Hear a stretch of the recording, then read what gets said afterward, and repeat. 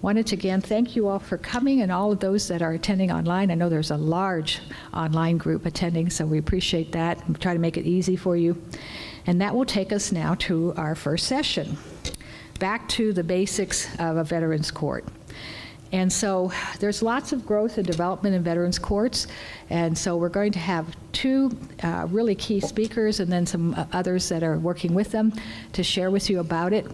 And we're also going to talk about some different treatment modalities that different courts have used that are very helpful that we'll talk about later. But they're going to share with you how they started, how they operate, how you can perhaps become a Veterans Court in your county if you don't have one. So Mercedes Anderson is a licensed social worker from Franklin County Muni Court. She works with veterans in their specialized docket here. She has extensive experience in clinical and community-based settings, spanning youth, residential treatment, adult corrections, intervention. Samantha Barbarek is a licensed independent social worker, has worked for 5 years as a clinical coordinator for Franklin County Municipal Courts, Military and Veterans Services, they call it MAVS, M-A-V-S, specialized docket. And she has had a long history of working with veterans as a civil liaison.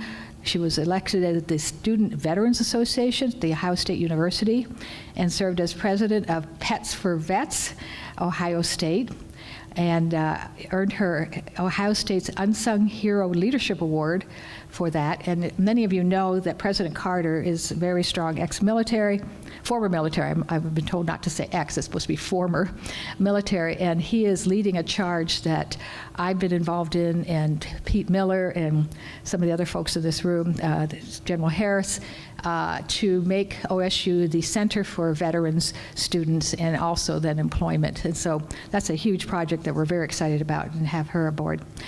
Bentley Edwards is a veteran of the U.S. Army, earned the Humanitarian Service Award for Operation Gustav Victor in 2008. He had his challenges after he got out, and he leaned on his faith and his military training to teach classes to his peers. But he became a graduate of the Warren County Veterans Honor Court, and he will be here to share his personal story of how this made such a difference. And then one of my personal heroes, Judge Gary Loxley, he's the judge in Warren County, Warren County Court. The county court is a part-time court. He was a commissioned officer in the U.S. Army Judge Advocate General Corps in 1988, 36 years in the Army, many leadership and command assignments, military judge in the 2 circuits, assistant prosecuting attorney in Warren County for 15 years, then became a part-time judge, and he gave me permission to let you know that he is looking to run for the open seat, which will be a full-time position, since he's not content with being part-time after decades of experience. So he's going to unretire like I did and go full-time. And so we're excited that he was going to be running for that Common Pleas open seat there. And then a current Common Pleas judge since 2017 who runs the Veterans Honor Court is Judge Tepe.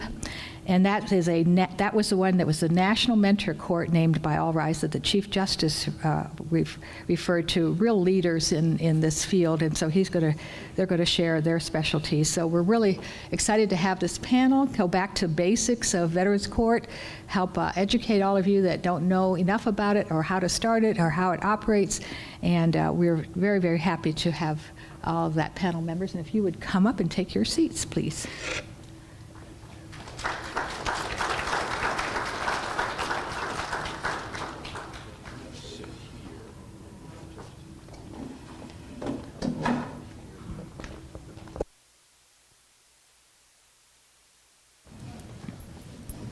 Okay, that's fine. Thank you. You just push the big button.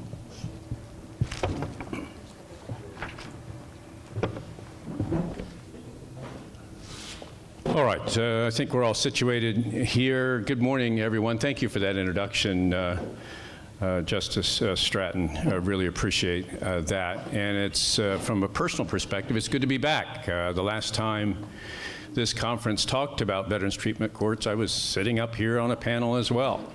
And that's been about, I think, 8 years ago now, and I appreciate the invitation personally to come back and share more of what's going on in the Veterans Treatment Courts over the last several years. We have several topics and several things to discuss. I've got a list of things here, but before I get into that, I think it's a good idea for those in the audience who might not know what Veterans Treatment Courts are, just to kind of give a general overview of what Veterans Treatment Courts are. Justice Stratton touched on it a few minutes ago, went through some of that, but the first one here in this country started in Buffalo, New York in 2008. I think many of you are familiar with that. And the first one in Ohio, of course, was in Mansfield, as Justice Stratton mentioned, through Judge Jerry Alt up there. There are now over 600 of these courts nationwide, and we have 28, as you've heard from the Chief Justice say, 28 here in Ohio. What these Veterans Treatment Courts do is identify veterans. Justice-involved veterans, I think, is the terminology that the VA uses. Veterans who found their way into the criminal justice system. These are individuals who have served in any branch of the military, or they could be continuing to serve in the reserve component or even on active duty. They've found their way, for whatever reason, into the criminal justice system. And like Justice Stratton mentioned, there's a reason why we have these courts. If somebody's willing to sacrifice his or her well-being, their mental health, even their lives for the benefit of our communities, the least we can do as a community is to rally around these veterans who found their way into the criminal justice system, develop a program specifically addressed toward the veteran, and then come up with a treatment plan so that that veteran can succeed. And we all know the veteran can succeed. I mean, just like the Attorney General mentioned, I call them redeeming qualities. Veterans have to be morally, educationally, and physically qualified to raise their right hand for any branch of service. And so we know that they have what it takes. They just need a helping hand to get back up on the wagon they've fallen off of. These Veterans Treatment Courts have a treatment team of professionals, and it's up to the presiding judge to decide who's on that treatment team. They provide counsel and advice to the presiding judge on how to treat individual cases. But after the veteran is assessed, there is a treatment plan that's developed for that individual veteran. It's a self-paced program. Each court determines how long the minimum time is, but the maximum duration of the Veterans Treatment Court is 5 years. That's the maximum number of years somebody can be supervised on probation here in the state of Ohio. Some courts are 6 months, some courts are a year. The court that I preside over is 18 months minimum, up to those 5 years. And during that time, there are phases in the program. And again, when you set up the program, the VTC is set up with certain phases. Some have 3, some have 4, whatever it is, because there is some flexibility on how to handle these things. Now, the specialized docket section for the Supreme Court just started in 2015. So now, for any judge or any court to call themselves a Veterans Treatment Court specialized docket, they have to fulfill the bare bones minimum requirements that the Supreme Court establishes for specialized dockets. Once they do that, then they have kind of free rein to decide how those individual cases are administered in the courts. This treatment team of professionals comes up with, like I say, with this individualized treatment plan for that veteran, and then the judge holds the veteran's feet to the fire. We anticipate, Veterans Treatment Court judges anticipate that these veterans are going to trip up, especially early on in the program. I call them bumps in the road. You can't just, as I call it, flip a switch and change that veteran's behavior necessarily. It's very rare that something like that would happen. So you work with them. You use what I call progressive discipline, just like you would in human resources or those people out there who are veterans. You know how that works. You start with the lowest level, and sometimes you have to go all the way to incarceration. And incarceration really is the last step, because that doesn't really resolve what it is that brought that veteran into the court in the first place. Culminates in a graduation, and it's a big event for those courts. And again, the presiding judge determines how that graduation ceremony is. I know we have guest speakers come in, pretty significant high-powered speakers coming in, and one of these days we're going to get standing room only in our court. We haven't been there yet, but we're getting pretty close. But it's amazing how the community rallies around the veterans who have volunteered. It's a strictly voluntary program, by the way. This is not anything that somebody forces upon the veteran. It's a voluntary program. And the judge kind of changes his or her tune as well. Kind of goes outside, changes their expression, comes back in a non-adversary proceeding. It's non-adversary. We're trying to help the veteran. That doesn't mean we can't be fair and firm, but we're trying to help that veteran get back up, like I say, on the wagon that they've fallen off of. So that's a general idea of what veterans treatment courts are. I think you'll hear from my colleague here, Judge Tepe, here in a moment. It's one of the most enjoyable things that I do, to see how that veteran switches on and understands after a period of time, look, I made that mistake or those mistakes that caused me to be here. Now I understand what's going on.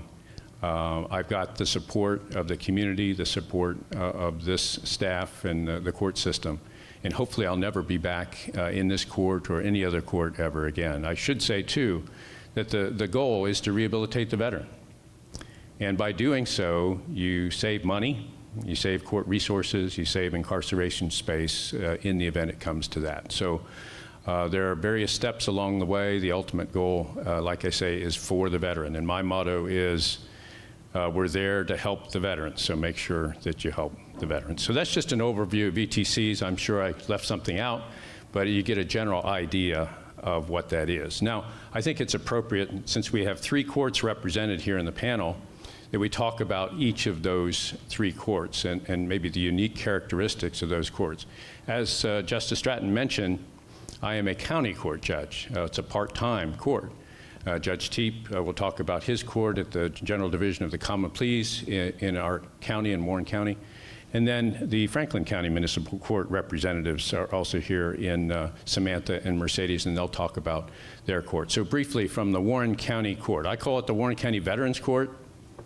You hear these veterans treatment courts called different names, Honor Court, Valor Court, Mission Court. You've heard MAVS, MAVS.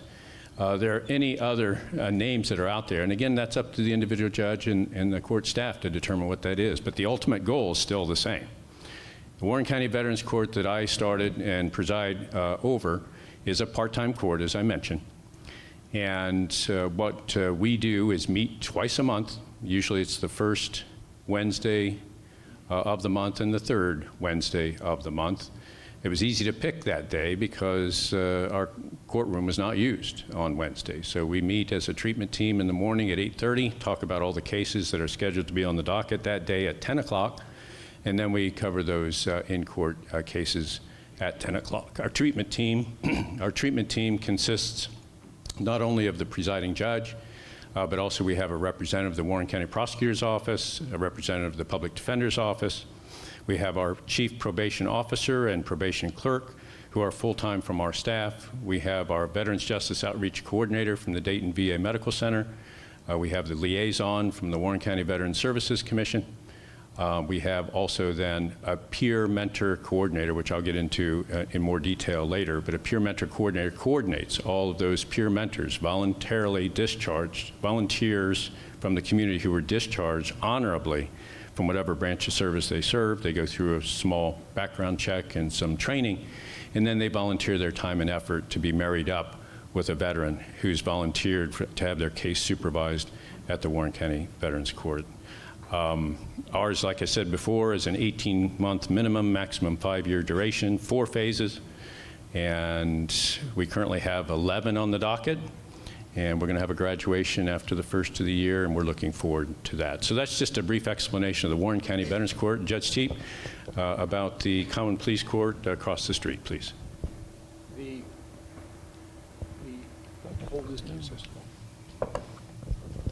The Common Pleas Court handles the felony offenses for justice-involved vets. I think that, I'm not sure, but I think Warren County may be one of the only counties in the state that has 2 veterans courts, but I'm not certain of that. It was at one time. Is there more now, Justice? But we handle the felonies. I have a very large treatment team. I have 20 members on my treatment team. We involve, in addition to what Judge Loxley said, I have 2 VJOs. I have one for the Dayton VA and the Cincinnati VA, since Warren County is actually located directly between those 2. And then we have 4 or 5 different community providers for those veterans that don't qualify for VA services. I have 2 probation officers. I have I have a community corrections officer, which is different because that person handles electronic monitoring for house arrest and things like that. I have also 2 other members. The director and assistant director of court services are also part of my treatment team and attend every week. We have law enforcement. So I have a very large treatment team, which I think when Justice for Vets came, even actually when the Supreme Court came to certify us, they were like, there's a lot of people here. But we make it work. We get input from everybody. I've got a marvelous court coordinator, Monica, who's sitting right there, that just does everything for me and makes my job actually very easy. We have been recognized by All Rise and Justice for Vets as a national mentor court. I guess we'll talk about that a little bit later. I'm going to introduce this young man that's seated to my left because when Kiana reached out to me about being on this panel, I just said, well, who else is on the panel? She didn't mention Loxley saw us. But she said, we're looking for one more judge to be on this panel. And I said, I don't know if everybody wants to hear from the judges. How about we hear from someone that's been through the program? So in a moment, after we hear from Franklin County, I want you guys to hear from Bentley Edwards because he is why we do what we do. And then concerning the Franklin County Municipal Court, if you could explain, please, your court and kind of the nuances that make it unique to Franklin County Municipal Veterans Treatment Court. Is it working? Here, just press. There's a big button. Kayana saying a big button. This one's working now. There you go. Okay, there we go. Can you hear me? All right. I'm Sam. This is Mercedes. We're both coordinators and licensed social workers at the Franklin County Municipal Court. We are coordinators of the Military and Veteran Services, or MAVS Court. It's at the Municipal Court, misdemeanors only. It could be a true misdemeanor. It could be pled down from a felony to a misdemeanor. Okay, is this better? Okay. So a little bit different for Franklin County. All of our specialized dockets, we have 5 of them at the municipal courthouse. All of our coordinators are licensed clinicians. So we do clinical assessments on site. We diagnose mental health and substance abuse disorders, kind of to determine the primary diagnosis that the veteran has, make sure that they are eligible for our Veterans Court. You have to have a primary mental health, moderate to severe mental health or substance use diagnosis. Most of our veterans have co-occurring disorders, so we are helping them take care of both mental health and substance use. So we act as clinicians, we're doing assessments, we are putting together a treatment plan, referring to appropriate treatment. So that's one half of our role. The other half is as program coordinators. We're doing data, we're planning program events like our annual MAVS softball game, our graduation that takes place every May, our Veterans Day event, our holiday event, and other outreach events in the community, coming to conferences like this. And then we prepare our Judge Skinner over there, for court every week. We have MAVS court every Monday afternoon. We have our treatment team meeting or staffing right beforehand virtually because we do have a lot of community partners and it can be very difficult to ask them to come downtown to meet with us every week. So we meet virtually, and then everyone comes in person to MAVS court. We have 5 phases in our program. So we start with orientation, which lasts only a couple of weeks while our veterans are getting acclimated to the program. But when they're in orientation in phase 1, they come every Monday. Once they phase up to phase 2, they come every 2 Mondays, phase 3 is every 3 Mondays, and phase 4 is every 4 Mondays. And then eventually they graduate. They are sentenced to probation for 2 years. Sometimes they complete in less time. Most of the time it's around the 2-year mark, or their probation is extended, so it's a little bit later. We've had people at about 3.5 years before, and sometimes it does take that long to get to a good, stable point for them. But if they can get to that point, that's what we want to see. We'll give them every chance we can until, the veteran decides, or we decide that the program is not helping them, and that's honestly very rare. But even if they do unsuccessfully terminate from the program, there are benefits from it that they are seeing. I have this little sheet about our court. It has a bunch of statistics on it. I'm going to put it up on the resource table after this session, along with brochures more about specifically the Franklin County Court with contact information. But just to see, we saw an 87% reduction in recidivism rates among successfully completed participants. But also for unsuccessfully terminated participants, a 60% reduction in recidivism. So even if these veterans are not successfully completing the program for whatever reason it may be, they are still, most of them are staying out of the criminal justice system in the years afterwards because of resources, support, coping mechanisms that they've obtained. So these courts are really important. Yeah, that's the gist about Franklin County. I do want to add that we accept all veterans regardless of their discharge status, whether they're VA eligible or not. We do try to help them in partnership with the Veteran Service Commission, get them service connected, try to help them get their discharge status upgraded.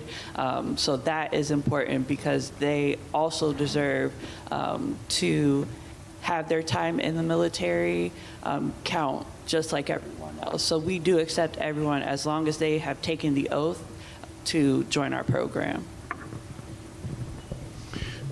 So as you can see, there are 3 different types of Ohio trial courts represented here: part-time county court, full-time general division court of common pleas, and full-time municipal court. And each one is a little bit different, as you might imagine. But again, a lot of that depends on the presiding judge and how he or she would like to administer or preside over that particular Veterans Training Court. I want to mention, since you're watching Judge Jackson, I owe you a couple of pictures from Middletown from Veterans Day.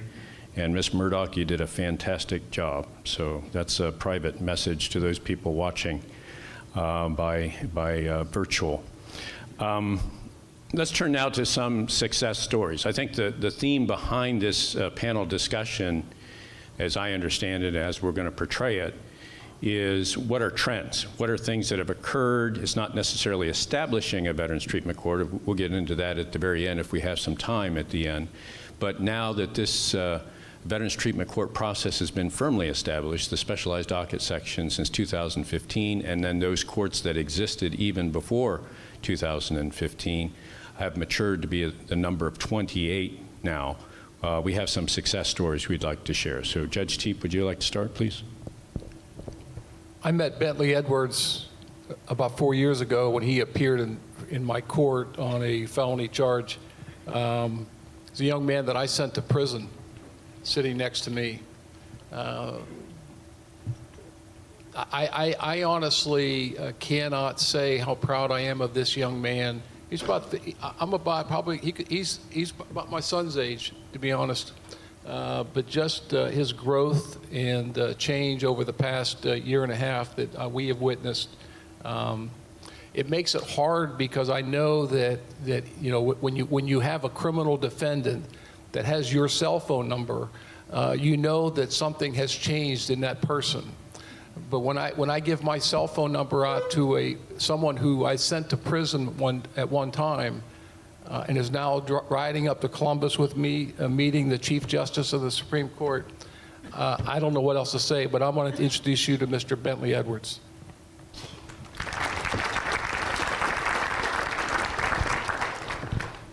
Well, I don't really know what to say after that, but I will tell you that it is an honor and a privilege to be here. Certainly, there could have been many other people that the judge chose, and I just feel honored to be able to echo the voices of my fellow brothers and sisters in arms that are participating in Veterans Court everywhere. So like Judge Tepe said, I appeared in his felony court, went to trial, lost, got sent to prison, but he gave me a little message before he sentenced me because he knew that I was a veteran. He told me, you know, if I behaved myself, that he would consider judicial release and put me in Veterans Court. And, you know, I'm thinking in my mind, you know, just like all of the other times that court systems have not delivered on said promises that, oh yeah, I'll probably see him when my sentence is almost completely up. However, he delivered on his promise. And it's really surreal because when I think about what I've been able to accomplish over these last 18, 19 months, the time that I accomplished that, I would have wasted away in prison. So if you could just for me, give it up to Judge Tepe.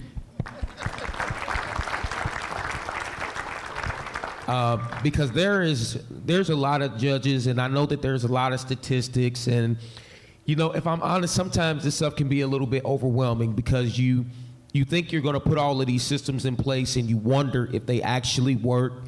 And I want to be the testament, you know, since I got out 18 months ago, I was not only able to finish my bachelor's, I went on to get my master's, and now I'm in school for my PhD. And I would still be in prison right now if it was not for programs like this.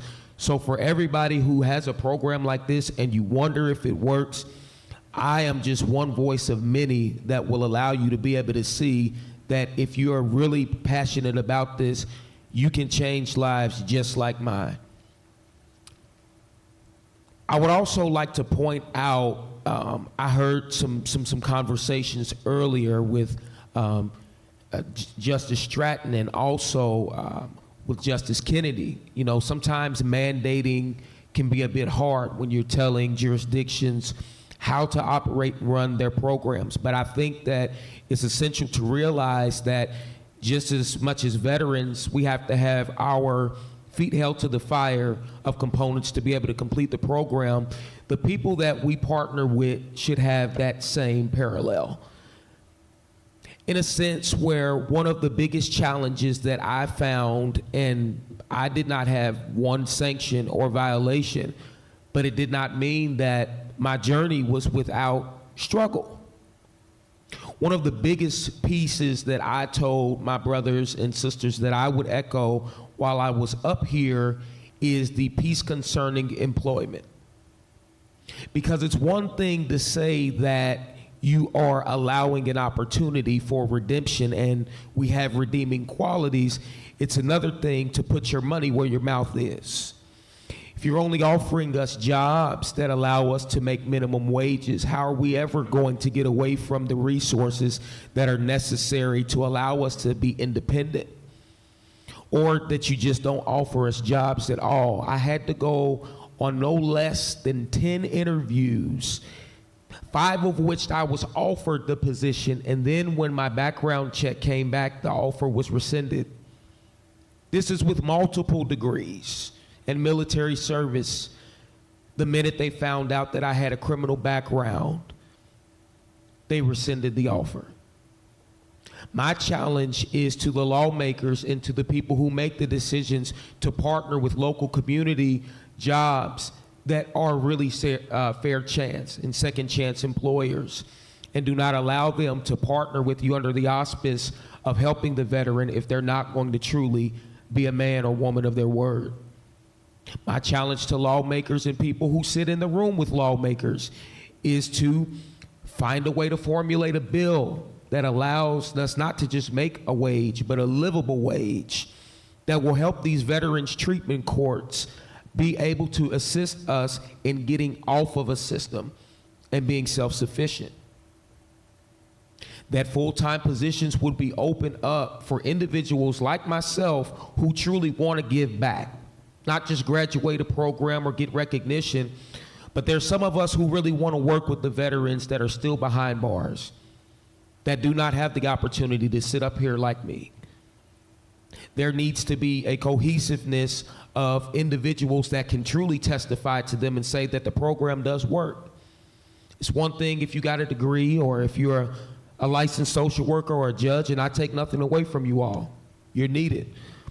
But it means something when I tell a veteran that I've been in your shoes and it works. So I just wanted to share a little piece of my story and give some hope and give some clarity and give a charge for a call to action. Don't let this just be another conference, just another source of information of statistics that we gather from year in and year out. Go back to your local communities and to your courthouses and your jails and your rehabilitation centers and find out where you really make a difference.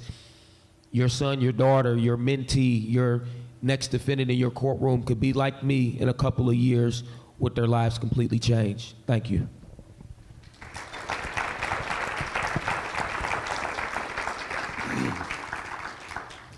Isn't that amazing? Absolutely amazing. What a great story. And we'll come back to you, Bentley, in a moment and maybe drill down on some details and things that you encountered going through the Veterans Treatment Court that you graduated from. I'll turn to Samantha and Mercedes. Do you have any particular story involving a veteran or veterans in the Franklin Municipal Veterans Treatment Court? I'll just turn the floor over to you. Yeah, we have a good amount, so it's hard to choose from. I think we're at currently 64 graduates since our program started in 2014. On the sheet too, I'll keep referring to it, so you guys are forced to eventually get one. But there's quotes on here from different graduates, and one, is, "I'm being the husband and dad that I want to be. I feel like I finally found peace and happiness." And another is, "I've gained my self-respect and esteem that promotes growth and awareness." So there are just tidbits from different graduates, but one in particular, he graduated this past May. He had been in the program for probably 3.5, almost 4 years. Really struggled. A lot of times we were not sure, what road to take, but he would not give up. He kept showing up. That's the biggest thing. He kept showing up, and that made it obvious that he wanted to be better. He wanted to change. And eventually he did. He hit a point last year where he just stopped using entirely. He kept engaging in treatment and went regularly. He successfully completed treatment. He got his own place to live. He got a job that he actually really enjoyed. And he was our Veteran of the Year. Every graduation, we name a veteran who we name as Veteran of the Year, who has really embraced the program, who started from the bottom, now we're here. Like, that's basically like where we were, was complete rock bottom multiple times with this gentleman, and he came leaps and bounds, and I don't know what else to say other than we were just really proud of him and the work he put in, and he was speechless at the graduation. Like, he wasn't sure what to say either when he was awarded with that, but every graduation, it's great to see. We have it every May. If anyone can ever make it out, it's open to the public, but to hear our graduates talk about how far they've come is amazing. So definitely attend a graduation in Franklin County, a different county if you're able to, and it's really a testament to the work that these courts do. All right, thank you for that. I'll share a brief story from the Warren County Veterans Court. It was mentioned before that certain veterans can be admitted, certain can't. You know, for example, sexual-related offenses, if somebody has a conviction for that, we will not accept them into the Veterans Treatment Court that we have there in Warren County. But we do accept virtually anybody else. If you're charged with a crime of violence, or if you are discharged from the military, let's say, with a discharge under other than honorable conditions, that's the lowest form of administrative discharge that an individual can receive as a result of serving in the military. Well, we had what we call an OTH discharge veteran. He was from the Navy. And as a teenager, he was discharged with that characterization of service, which essentially gave him a bus ticket home. He couldn't even put a flag on his casket when he died with an OTH discharge. Then he was institutionalized. He bounced in and out of prisons for the same reason that caused him to be discharged from the Navy. He had a problem, and he led a life of crime. And as an adult, he spent 17 years in prison. In and out of prison the whole time. He was told about our case, and by the way, about our court rather, and by the way, ours is a post-conviction Veterans Treatment Court. So the charge or charges are not dismissed. It's after they are sentenced, then they can have their case voluntarily transferred to our specialized docket for supervision. And he was told at sentencing, in fact, I told him, his attorney had told him, about our Veterans Treatment Court, and he was a veteran, obviously. And he said, well, let me come watch. So he came and he watched the court, which is a good first step. He realized, too, in asking our staff, that he was not going to be eligible for any additional benefits administered by the Department of Veterans Affairs if he volunteered for our program. He was under the mistaken impression that if he volunteered to have his case supervised at our Warren County Veterans Court, he was going to get extra benefits. Well, it doesn't work that way. And once he found out, he says, you know what, I don't think this is for me. So fast forward about 3 or 4 months later, we have regular in-court sessions twice a month, as I mentioned to you before. There he is. He had contacted our staff and said, when's our next Veterans Court? He was told, and he showed up. And he showed up there with his wife. So after court, I always come down off the bench and greet everybody in the courtroom personally. Shake their hands, whether it's a veteran, whether it's a peer mentor, whether it's somebody just watching, or in this case, like this particular veteran. And he was there with his wife.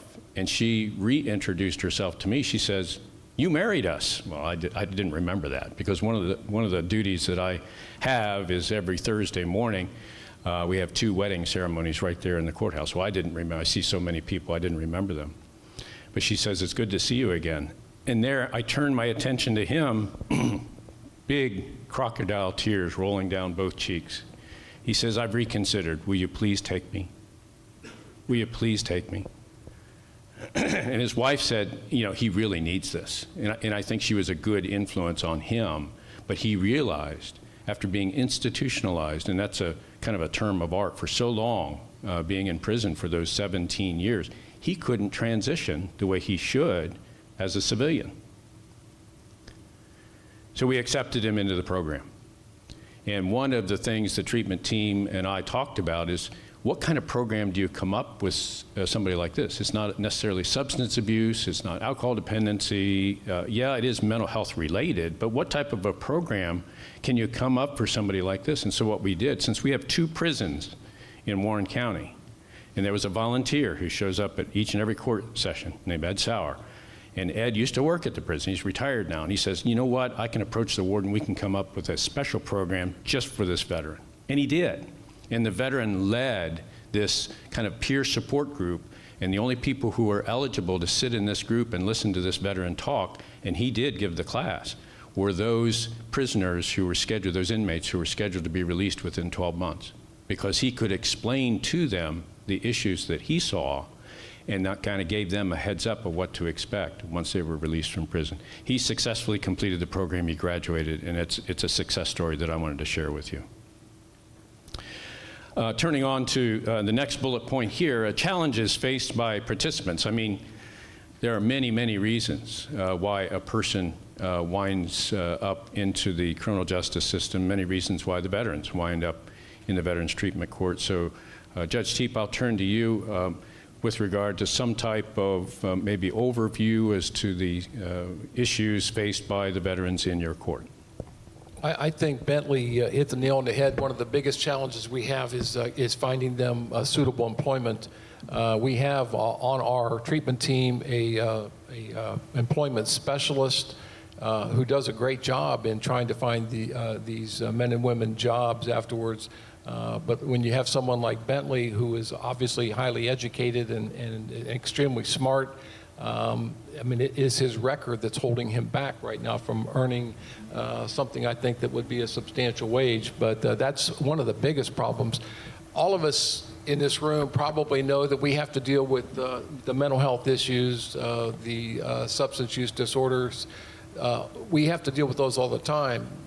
But other than the employment issue, the biggest thing that I'm seeing right now is the social aspect of veterans, trying to connect them with what these guys call pro-social activities. They're big on that, and I think that's great. And we partner a lot with a lot of different organizations throughout Southwest Ohio. I see one of them speaking today, Save a Warrior. Larry Turner from Save a Warrior has been out to speak to my veterans a number of times. I've had one of my veterans go through that program, just a tremendous program. But the social issues, relationship issues, I have two veterans right now that I can think of that have a problem in just whether it's their wife, ex-wife, or child in having just issues. We were out at Mustang Journey just a few weeks ago, and they're getting ready to start a program about relationships, healthy relationships with equine therapy. Fascinating, I think the 8-week course, I think she said it was going to be, just fascinating, but always trying to find new ways to deal with whatever issues come up, because you can never really anticipate what any individual veteran that comes into your court, what their issue is going to be. You know, Bentley was one of the few that went through and he bought in 100% from the first day, and he was never sanctioned by me in the court. He got with the program and did it. But for a lot of others, we have to go through what Judge Loxley calls those speed bumps and just try to figure out what it is that's making them tick. I had a veteran that spoke at my graduation. First time I had ever done it. He graduated a year or so ago. Another young man that I sent to prison. But he has now written a book about his addiction, and also hosts a podcast about. He calls it the Recovery Couch. It's fascinating because his last name is Couch, and that's where he got the name. But he does such a great job of interviewing people about their addictions and stuff. But what's amazing is when I read his book, the lies that he told himself for years, and even to us in the beginning of Veterans Court when I finally released him from prison, like Bentley, and he went through the court. But just the rawness of what he wrote in his book, of what was really going on up to the point where he started his recovery, was just amazing. So I think you know what today is a challenge for the participants may not be tomorrow. I think that we're always trying to evolve. We're always trying to grow. Always trying to figure out what each individual veteran needs. And I think that you cannot tailor your court one size fits all. It has to be individualized for the individual veteran, and find out. And that's why when you meet with the veteran and you're sitting there having conversations with them, I've got a great treatment team where, you know, there's so much contact with the veteran that they dig deeper and try to get below the surface and find out what's really going on here. But they do a great job, and then they get that information to me, and then I have a conversation. But it's just a process of kind of peeling back those layers of the onion to find out, okay, what's really going on here? Okay, you're testing positive for methamphetamine. What's beneath that? What's beneath that? But the team does a great job in trying to peel that back to find out what those issues are. But I don't think that there's the issues of today, like, you know, as we all know, We go through these cycles, if you will, of what the different problems are. But right now, for me, I feel like the big issues that we face are the employment issue and the relationship issue.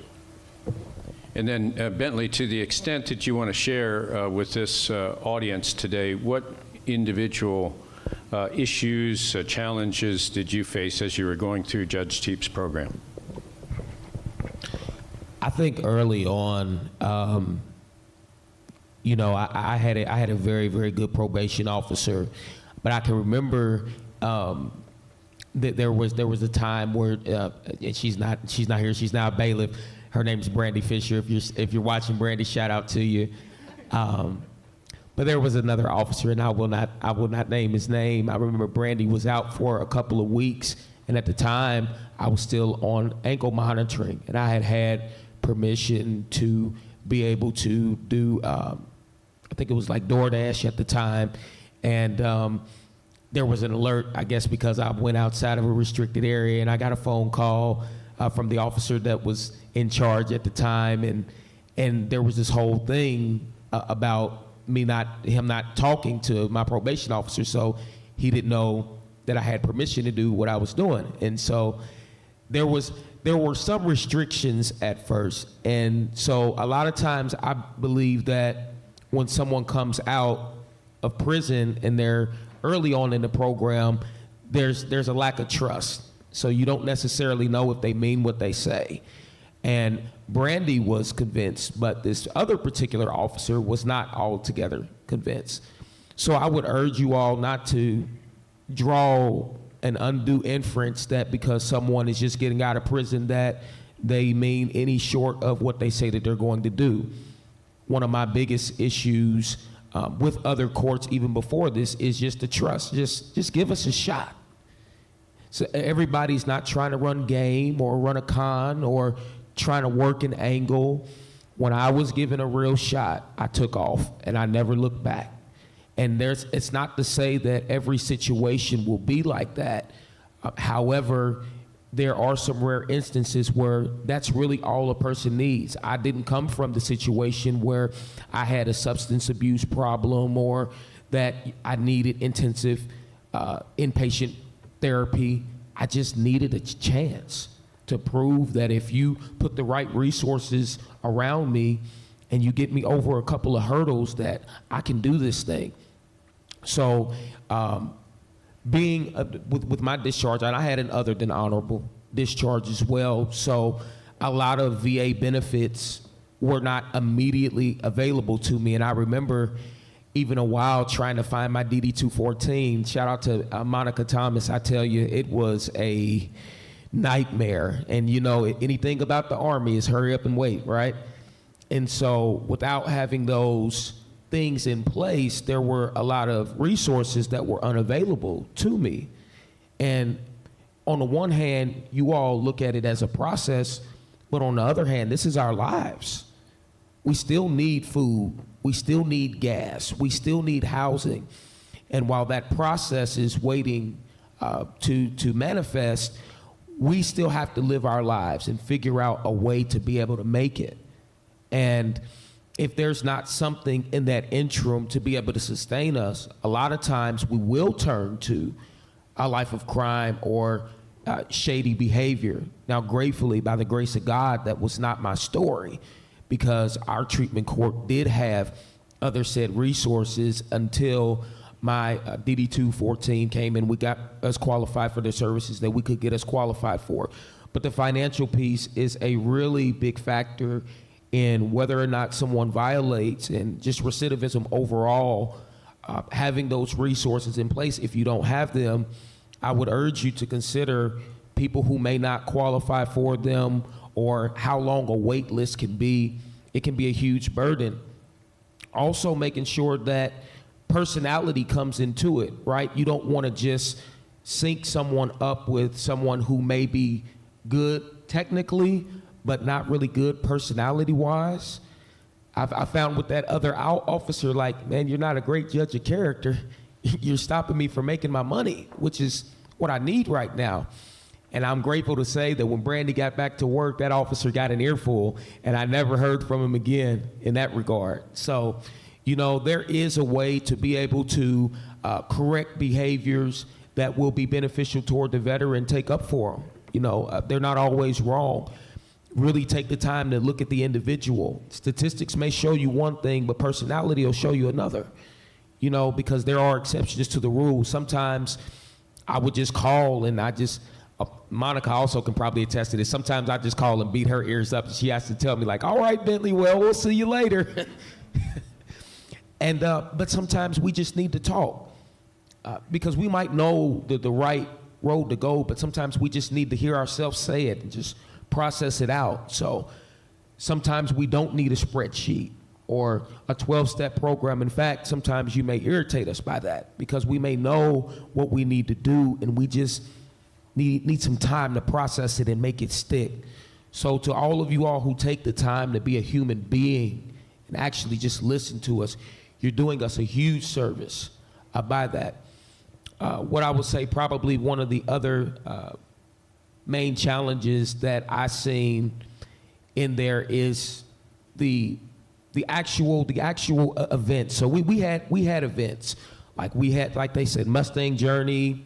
We've had events where we go out to Reds games, and Monica is good about sending emails and blurbs, but just sometimes to be able to pair a veteran with another veteran that's actually going through the program, and maybe we're on the same graduation track. Like, it's good to have a mentor, but sometimes it's good to have someone that's with you in the trenches. Maybe someone who you can talk to about whatever challenges that you are being faced with. And not to assume that those two are going to go out and get in trouble. I think that, again, there's just a lot of undue inferences that are drawn that, oh, well, if I do this, I'll make their situation work. Give it a shot. See if it works. If it doesn't, make the adjustment, because we're counting on you to be able to ride the wave of our process, whether it's smooth sailing like mine or whether it's something you take ibuprofen about in the morning when you think about having to get a phone call from them. We're worth it.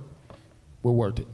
Does anybody know, has anybody ever tried that, what he just mentioned about having like we have mentors in our court, but has anybody ever tried like a buddy program where you assign two veterans in your court to kind of watch out for each other? Anybody ever thought of that before? I mean, I know who he's talking about, but I don't know if it would work or not. But is it against best practices to have the two guys on probation? Sounds like a good question for All Rise, doesn't it? I don't know. I see Judge back there shaking his head. No. Are you saying no? It's not a good idea? You don't think so? I know who he's talking about and who they gravitate towards. So. And I think I did in their instance, hold each other accountable for what they were both going through. So I think that's helpful. I think it's helpful. In our court right now, among those 11 that are currently in our court right now, we have two individuals who served in the Army together. They were both medics in the Army. And it's interesting that they wound up in the same small, part-time Warren County Court criminal justice system. And the one actually is a little bit farther along. He joined the program a little sooner. And then the second one came a little bit later, and he had some issues early on.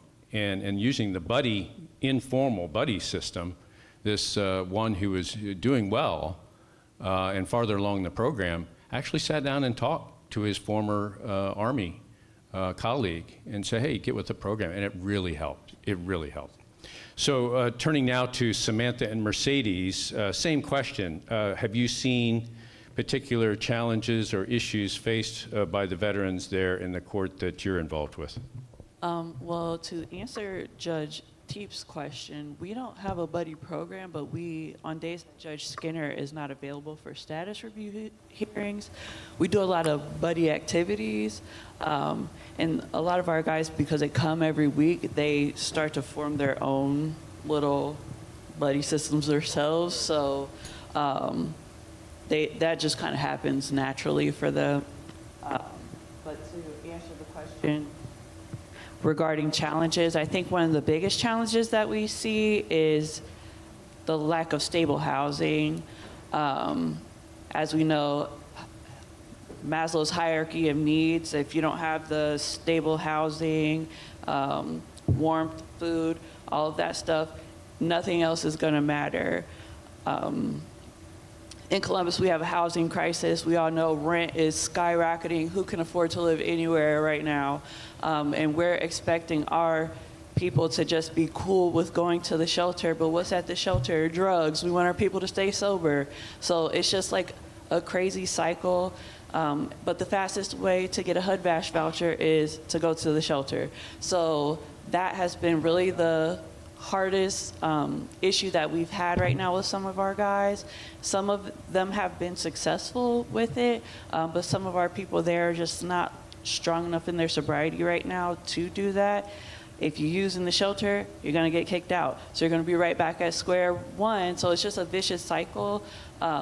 So people are staying in environments that are not really good for their mental health, but they are somehow staying sober in those environments. So that is a big challenge that we do see with some of our people.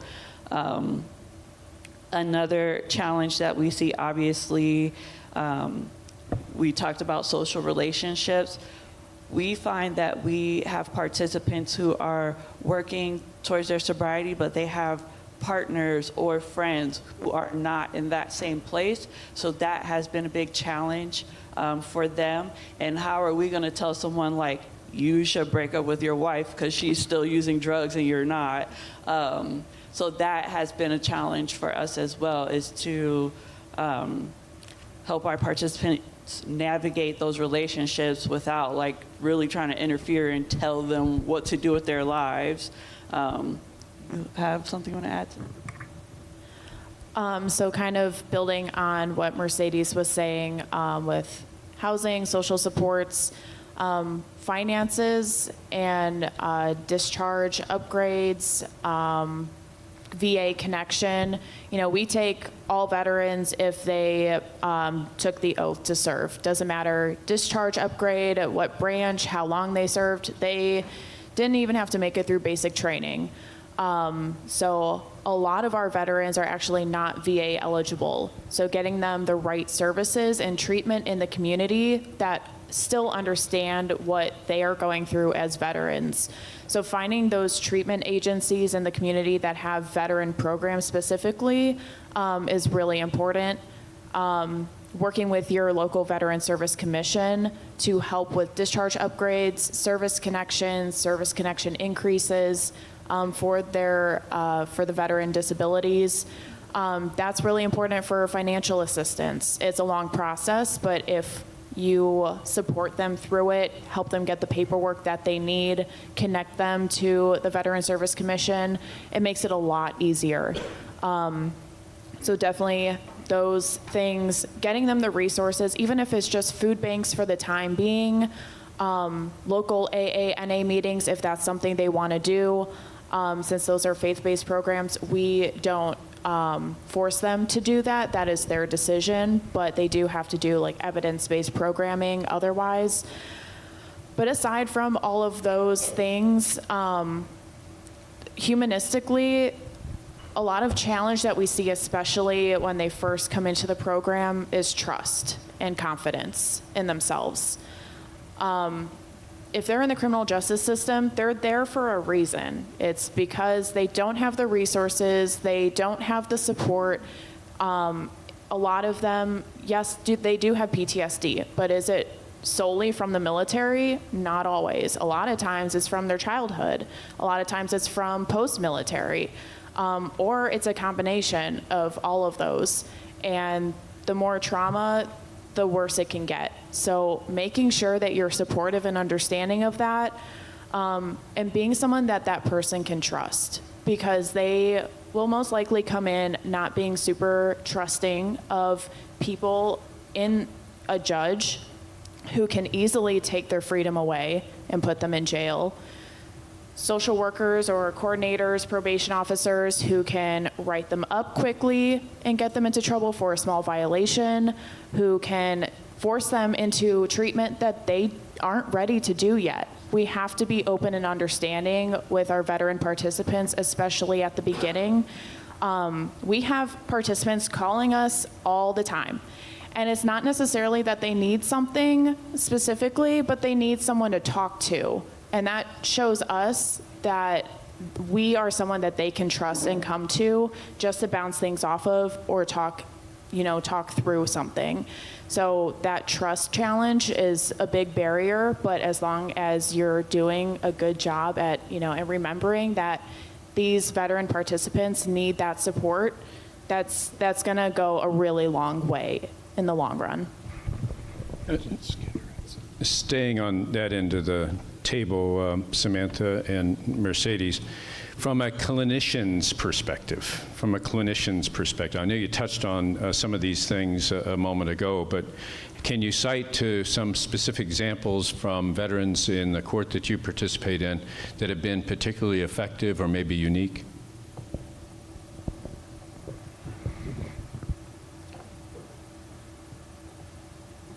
Say that one more time.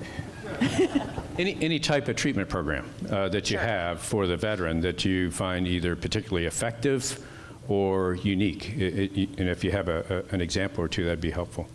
I mean, it's really individualized, so it could be individual counseling, it could be group counseling, it could be mental health treatment, it could be AOD treatment.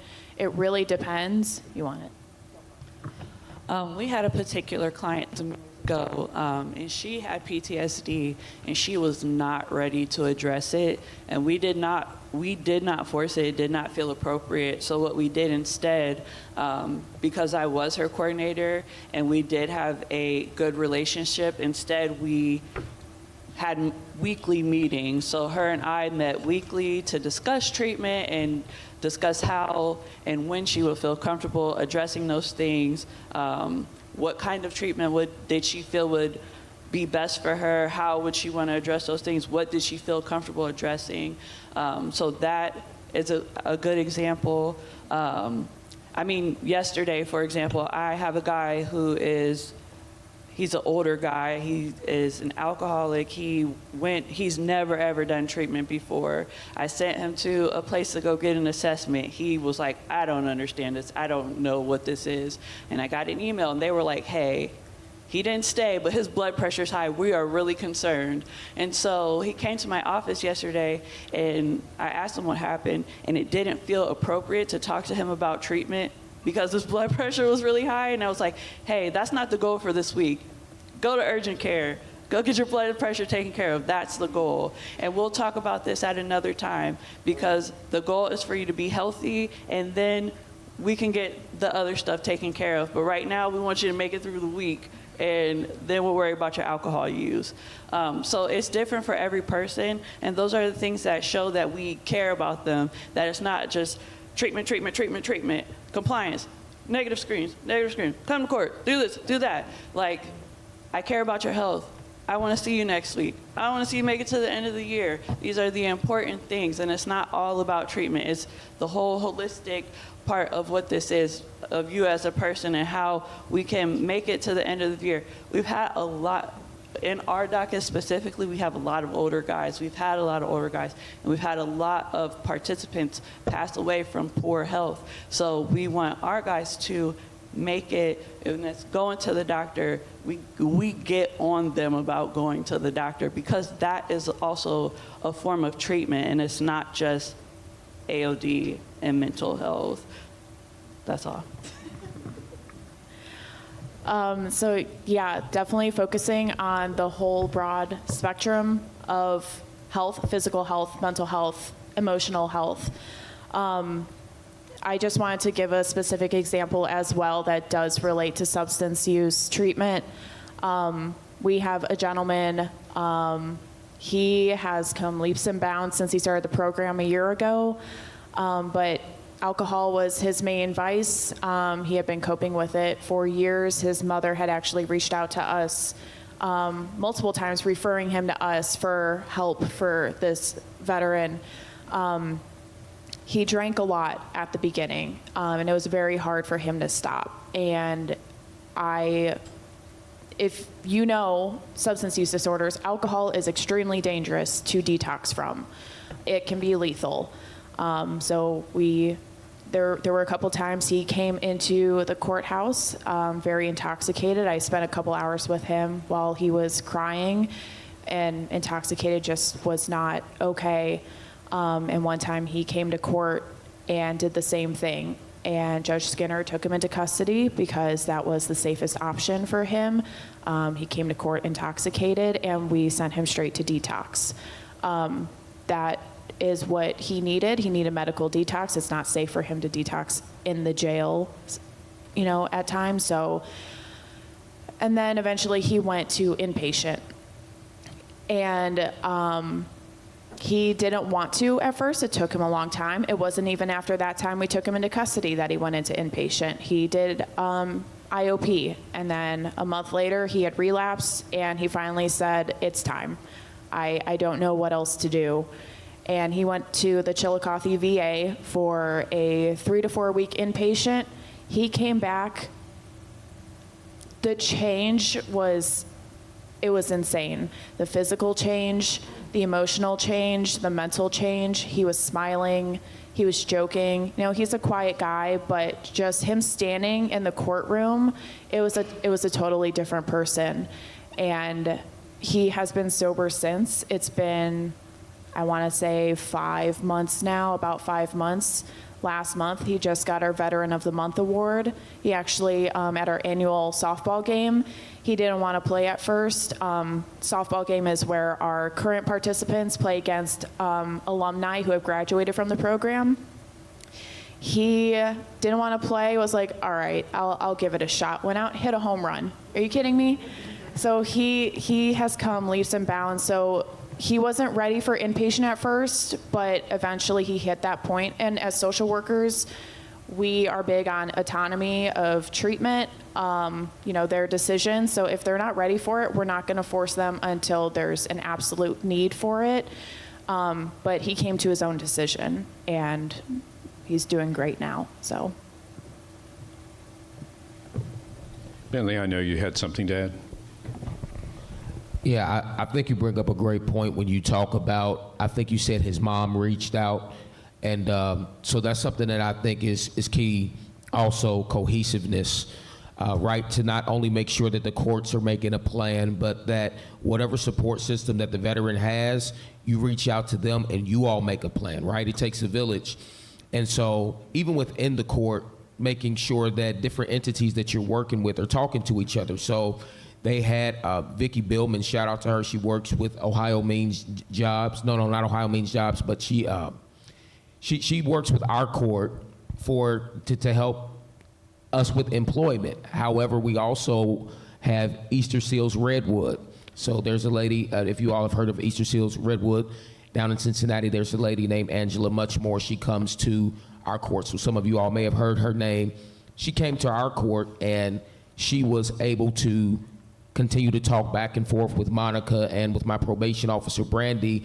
And for much of my job search, I was able to get help with my resume, and she went through the terror. I mean, Indeed is a nightmare, y'all. They're putting scams out there for jobs now. I mean, it's just, you could make between $90,000 and $250 a year, and then you call, and then the number's disconnected. Like, it's just like, and so we went through a process, but they were cohesive in letting my probation officer know what my progress was. Was I showing up to meetings? How many applications was I filling out a week? And there was a process that was streamlined, but I don't want it to be a situation where a veteran has a support system at home, but they leave it all on the courts to be able to help with the recovery process, get them involved, get them invested, get them updated and informed on the progress that's being made, because I think that that's important too. When my mom would get reports of how good I was doing, it made her tell me how proud she was, which gave me even more motivation and more boost. And when my name is being associated with court partners, that are reporting back to the courts that I'm showing up to meetings and that I'm keeping my appointments, that gives the judge more confidence. So all of the units are coming together, and the court has more help. And when you do it like that, it makes the veteran feel like they have this fortress now, like they have this army behind them. And when they feel like that, it empowers them to want to continue to do great. Of course, specialization is the name of the game. It applies in the legal field as well. So you're talking about all the different kinds. The chief talked about over 250 specialized dockets dealing with those defendants under those particular disciplines. But one of the things, it's generally recognized, but one of the things that separates Veterans Treatment Courts from the other specialized dockets, and of course I'm biased in favor of the Veterans Treatment Courts, is the fact that there are peer mentors. It's been mentioned a couple of times up here at the panel about peer mentors. I mentioned it too in introducing the Veterans Treatment Court concept. Peer mentors are honorably discharged veterans from the community. And if you're fortunate enough as a jurisdiction to have those individuals available, and that's the big key there, because most people don't have the time. But if you have the time of these honorably discharged veterans in the community, recruit and retain them as peer mentors, because they've served in the military, and we all know that military members and veterans and people who've served open up more to other military veterans, more so maybe than they would to a probation officer with no military experience. That doesn't mean the non-military experienced probation officer doesn't do a good job. But if you have a peer mentor who's available 24 hours a day, 7 days a week, just as a sounding board for that military member, it goes a long way. And one of the most difficult things, and I touched on it a minute ago, one of the most difficult things is to find enough peer mentors for a particular jurisdiction, for a particular court. Some courts, as I understand it, don't have peer mentors, and that's okay. But then other courts like ours, we do. And let me just briefly explain, and then I'm going to turn it over to Judge Tepe and also to Bentley, especially Bentley, to explain how his peer mentor helped him. But let me just explain how we started in the Warren County Veterans Court with our peer mentor program. Coming from the prosecutor's office, I used to be the legal advisor for the County Veteran Services Commission, so I knew their budget. It wasn't secret or anything like that, and I knew all the members over there, including the executive director. So I asked for some time the first year that I started, actually within months, that we started our court back in April 2015. And I asked for some time in front of the 5-member board, and the executive director gave it to me. I did the research. I presented it to them. I said, look, don't take my word for it. Go to your prosecutor's office, go to the civil division, get an opinion. But you have, through project outreach, the ability to hire part-time an individual on your payroll, and I know you have the money to afford it, and then detail that individual exclusively to me and the Veterans Treatment Court across the street. I don't want this person, driving individuals in your fleet of vans from home to the VA and back again, because that's part of the service that our Veterans Service Commission provides. I don't want this individual to be answering the phones because somebody called in sick. Detail that person exclusively to our court, and I'm going to make him or her the peer mentor coordinator. They said, well, that's a no-brainer. So for $1,000 a month, $12,000 a year, they hired part-time a peer mentor coordinator. And what that person does is recruit peer mentors, puts out the word to every place in the county, trying to find those individuals who have the time and are willing to expend the effort to be peer mentors. And I know that peer mentor coordinator worked with Judge Tepe for a while, and I know Judge Tepe can speak about peer mentors in his court. But it's a robust program. I'm very proud of the peer mentor program we have.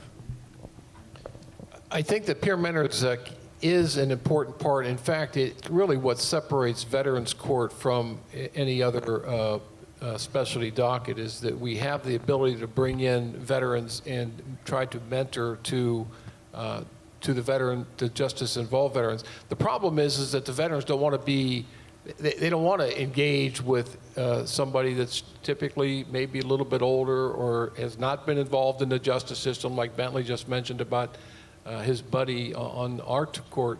So we're kind of changing our approach a little bit on this. I personally think that mentors are important. I even brought in my personal mentor, not my judicial mentor, my personal mentor into the court, an older gentleman that has fed into my life over the years, and I brought him in to talk to my veterans about the importance of having a mentor in your life, because I just couldn't get them engaged. So what we're doing now is we're actually making it mandatory. So all new veterans that get accepted onto my docket, in the first 2 weeks after they are assigned a mentor, they are required to meet with that mentor in person.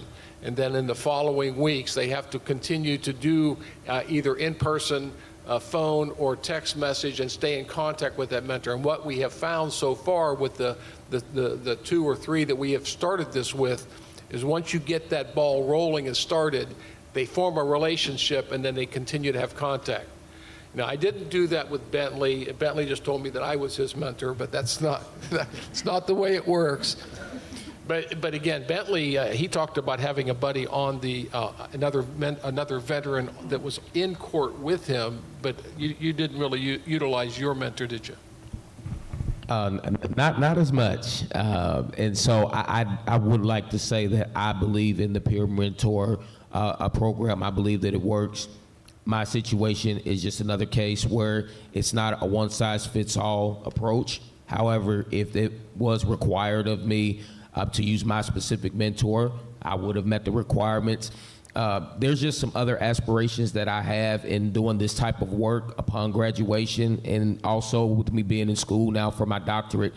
There's actually research and interviews that I'm able to utilize the judge for. So my relationship with the judge, it just kind of shifted to where there was a lot that I needed him for.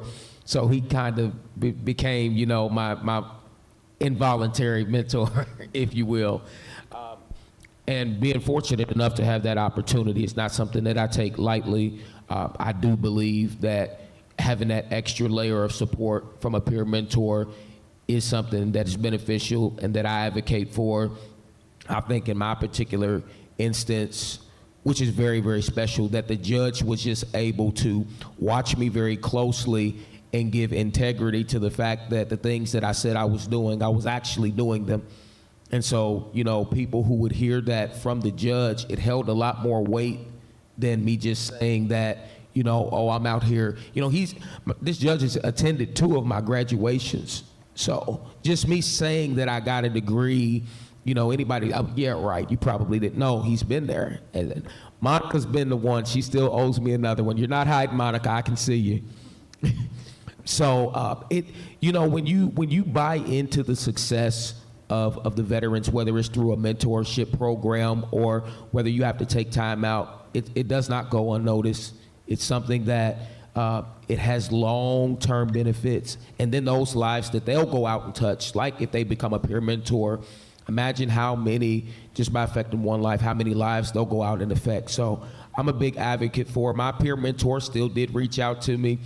Just my life ended up being so busy, I had to just utilize the resources, and sometimes I was scrambling just to be able to find employment. So Monica was almost always a peer. There was a time where I had to live off of gas cards, like gift cards, just being able to get back and forth. So again, it's important to have people in your court who have the empathy and the resources to be able to intervene. So if you have a peer mentor, I would encourage you to use them, but make sure that they develop the trust with the veteran, not just that it's their job or that it's something that they have to look at a playbook. Make sure they have a personal relationship, because if a veteran doesn't trust you, it doesn't matter, you know, what title you have, they're not going to conform.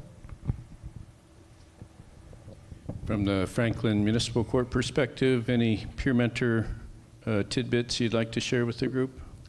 So we recently just changed our peer program. We have a fairly large docket, so it was hard for us to have a peer mentor coordinator and then try to find peers to volunteer their time. We have about 30 guys on our docket.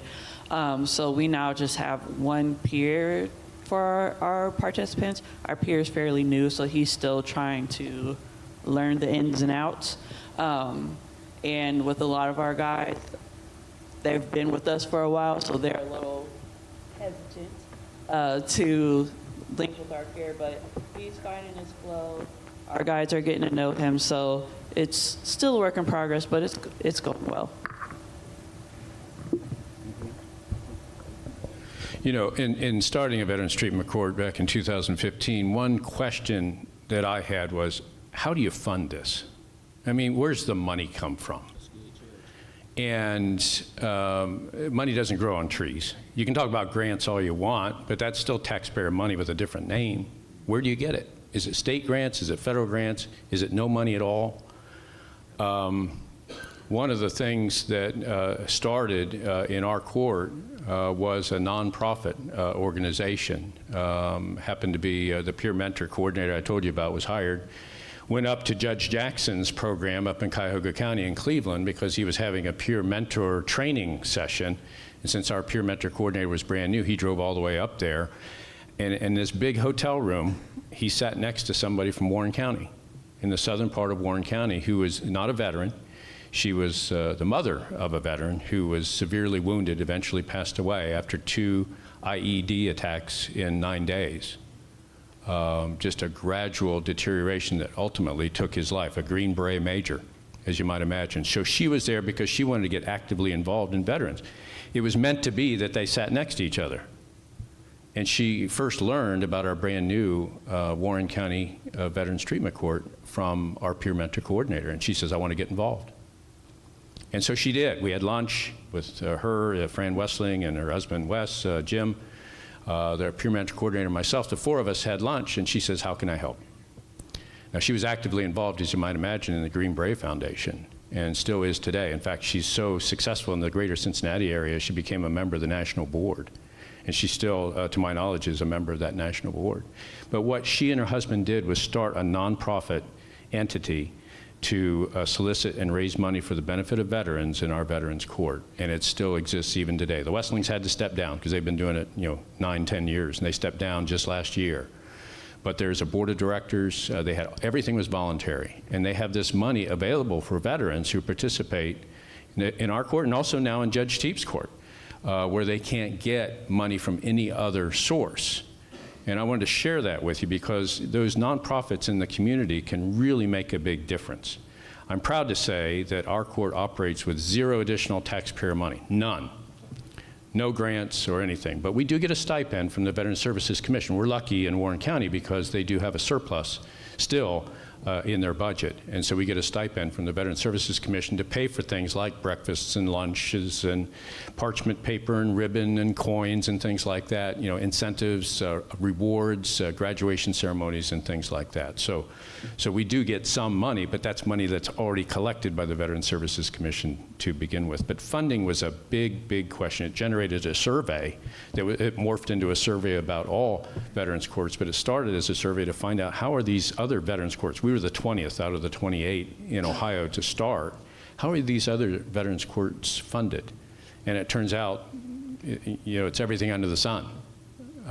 So we operate our court that way. Each court, again, operates a little bit differently, but I wanted to share that nonprofit organization that started in our county as a good news story. And I would say, too, that the Veterans Services Commission is your first place to go to in your community if you didn't know that already. They're there for the veterans in your community, and they can assist you in getting started if you are interested in starting a Veterans Treatment Court. In fact, just 2 weeks ago, Judge Stratton was there, I was there. We were invited to go to Clark County and went to Springfield in a downtown hotel to explain to some of the key players in that community on how to start a Veterans Treatment Court.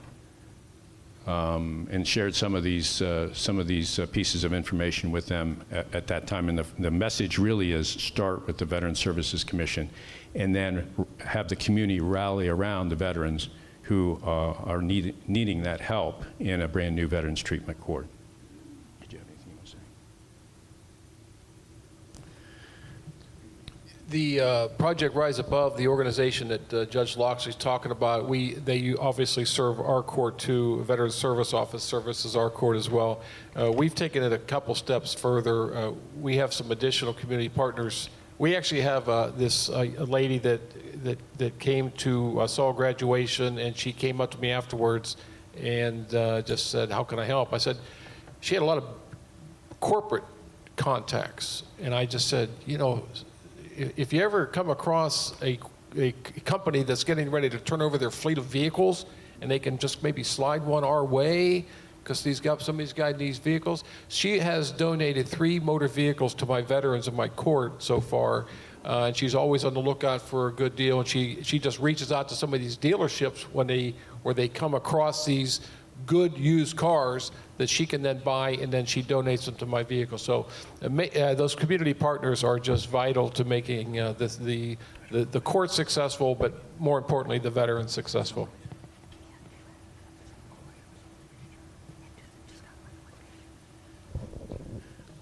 When Justice Stratton, and those of you who know her, and I know Attorney General Yost mentioned it during his introductory comments today, she's just a continuous stream. When she says do something, you do it. You salute smartly, you click your heels, and absolutely you say, yes, ma'am, more than once. So she just passed me a note asking that if I wouldn't mind, on behalf of the panel, for the next 5 or 6 minutes or so that we have left, discussing the Veterans Treatment Court survey that went out. There was a survey that went out. Judge Jackson was instrumental in putting it in final format back in 2018, asking various questions about the veterans courts throughout the state. There was a survey that went out again earlier this year with Judge Jackson's assistance to all of the 28 veterans courts. And I do have a one-page, I believe, synopsis, yes, a one-page synopsis that was presented to the committee just a couple of days ago, on Monday actually, about Veterans Treatment Docket survey results. So let me just take a moment and go through this, and I apologize for reading, but the Supreme Court of Ohio, again, with the assistance of Judge Jackson and others, conducted this survey to gather information on how dockets serve the justice-involved veterans that are part of that. And the whole idea behind it was to identify maybe some common practices, resources, challenges faced by the courts. A total of 18 representatives from the Veterans Court dockets in County, Municipal, and Common Pleas Court located in 16 counties actually responded. So a majority of the 28 did respond. It's not an all-inclusive list, as I've just imagined. But the kind of the synopsis and the result of that survey is listed here, and let me read it to you. Those 18 courts who responded indicated that veterans benefit from structured support like mental health care, substance abuse treatment, PTSD treatment, other resources, other therapeutic programs, like things like art, things like music, things like yoga, meditation. It's already been mentioned here at the panel about equine therapy. There are many different ways, other than maybe the standard, ordinary, fundamental way you might think, for veterans to get benefit. So those are just a couple of ideas that come from the survey results. More than 90% of those 18 courts who responded to the survey said that their dockets help veterans access employment opportunities, stable housing, and reliable transportation.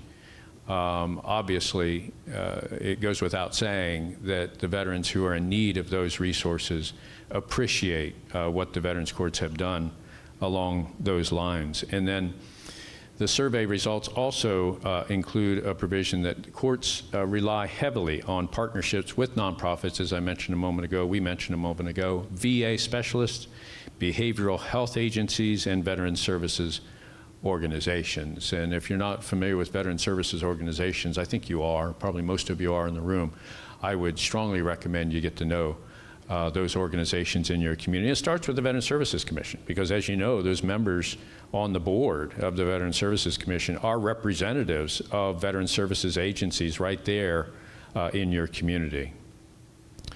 Those partnerships are important, and the respondents to the survey emphasize that coordinated services do improve the engagement. They help reduce, which is one of the ultimate goals, recidivism, and support successful reintegration of the veteran into the civilian community. The bottom line is there's a 74% five-year statewide graduation rate. 74%. Not everybody who volunteers the program actually stays to the end, but 74% is a pretty good percentage. 642 active participants are in Veterans Court as of last week, as of November 14th.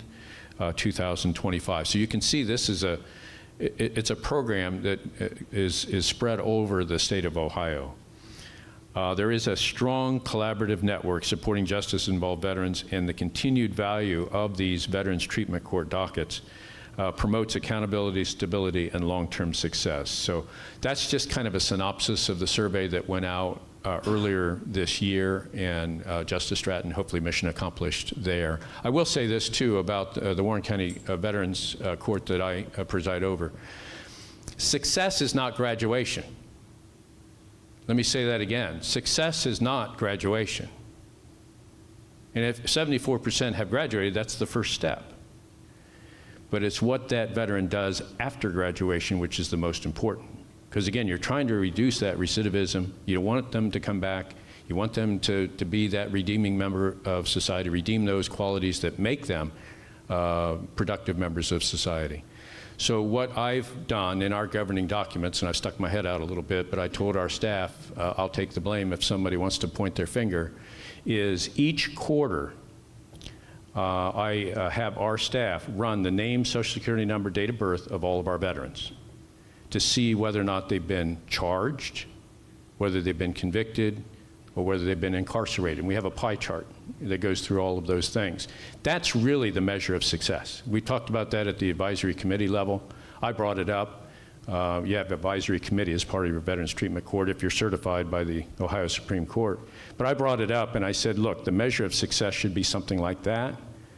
Obviously, when you extend the invitation for veterans to come back to your graduation ceremonies or any other events like softball or whatever it is that you have, you know that they're doing okay. You can ask and you can see them personally, but not everybody falls in that category. At least we can look at the Ohio level on the Ohio background check that we run for our veterans. Any final thoughts from panel members? I just have one thing to say. I want to shout out our VJOs. Carla, Andrea, I know you're watching. Betty is over there somewhere. They are such a big part of our program. They connect with our veterans that we have, even our ones that are not VA eligible. They provide them with so many resources. They help us out so much, and we really could not do as much as we do without them. They are just so important to our program. So I just wanted to make sure we mention how much they mean to Mavs. And from me on a last note, if you have a Veterans Treatment Court, if you're trying to create a Veterans Treatment Court, keep doing it. I kind of fell into this role and I love it. It's really important to our veterans, so keep doing it. Thank you all for those who invited, those who have greeted me since I've been here, Justice. It was very great to meet you. Thank you for the picture. Shout out to those who I've gotten text messages already from, Bethany Hamilton Cleary. Shout out to hi, Mom. She's watching on the stream. Thank you all for getting me connected with my mom. And just a shout out to also my other support group, I Am a Man of Faith, Agape Love Ministries in Cincinnati, Ohio, the Prayer Call Outreach Ministries. Thank you all for your continued support and allowing me to be able to live a leading life. Anybody who wants to know more about the work I want to do, I'll be free to meet and greet. Thank you all. Appreciate it. I think we've reached right at 10:30, maybe 10:30 and 30 seconds. So we're right on time. So thank you very much for your attention.